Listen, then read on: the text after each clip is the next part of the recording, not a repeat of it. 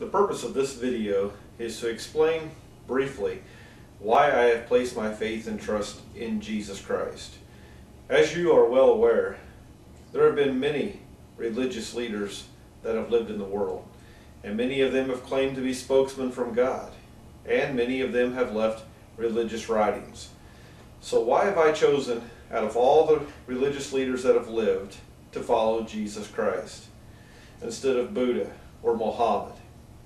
Well, really, it comes down to one simple fact. You see, all these other religious leaders lived and they died. Jesus also died, and he was nailed to a cross, and his disciples made sure that he was properly buried in a tomb. And then on the first day of the week, unlike all the other religious leaders in the world, Jesus rose again from the dead. How can I be sure, though, that the resurrection wasn't a conspiracy? I mean, if I'm placing my eternal hope that someday I'm going to go to heaven on the resurrection of Jesus Christ, which verifies that he was God in flesh, and unlike all these other religious leaders who have lived, he wasn't just a spokesman of God, but he was God. So how can I be so sure that the resurrection wasn't just a conspiracy or thought up in the minds of the disciples in order to get followers away from the Pharisees and the Sadducees? So I want to just explain to you that my faith is not some mystical faith. It's not just a blind hope, but it's based on solid evidence. Even if you might be skeptical of the Bible, you might be skeptical of Christianity, the evidence that I have for the resurrection is a solid foundation for faith. I believe in the resurrection of Jesus Christ because, first, the women were the ones who came to the tomb on the first day of the week. If the resurrection was a conspiracy, you would have never had women coming to the tomb to find it empty before the men. For you see, in Bible times, women's testimony in court wasn't credible. So to have women coming, which the gospel accounts of the resurrection record happened, they weren't trying to fabricate a story, they were just simply telling the facts as they happened. Secondly, the writings of the Apostle Paul to the church in Corinth. The writings of the Apostle Paul are accepted by even secular historians as being true historical documents. They pass all the tests for authenticity. The Apostle Paul said when he wrote to the church in Corinth in 1 Corinthians chapter 15 that he was sure of the resurrection, and he gave some evidence. He said that there were 500 eyewitnesses to the resurrection. 500 people seen the risen Lord at one particular time. And when the Apostle Paul wrote that, he said, and he made sure that he said, that there were some of those 500 who were still alive while he was writing 1 Corinthians chapter 15. If the resurrection was a conspiracy or just a fabricated story, the Apostle Paul would have waited until those 500 passed away, and then he would have wrote it. Or he wouldn't even have mentioned it at all. But by writing it while the 500 or some of the 500 were still alive, the Apostle Paul is in effect telling the reader during that time period, if you want to verify what I have written, go and check it out. Now you and I know that in the court of law even today, it only takes 2 or 3 witnesses to convict someone of a crime.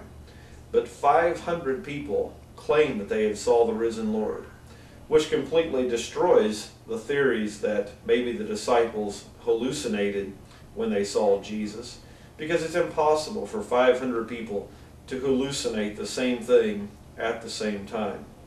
So the 500 eyewitnesses, plus the women coming to the tomb first, but also the disciples had nothing to gain, materially speaking, by claiming that Jesus Christ was raised from the dead. These men, 11 faithful men who have seen the risen Lord, who wrote and preached about it, were persecuted for their faith.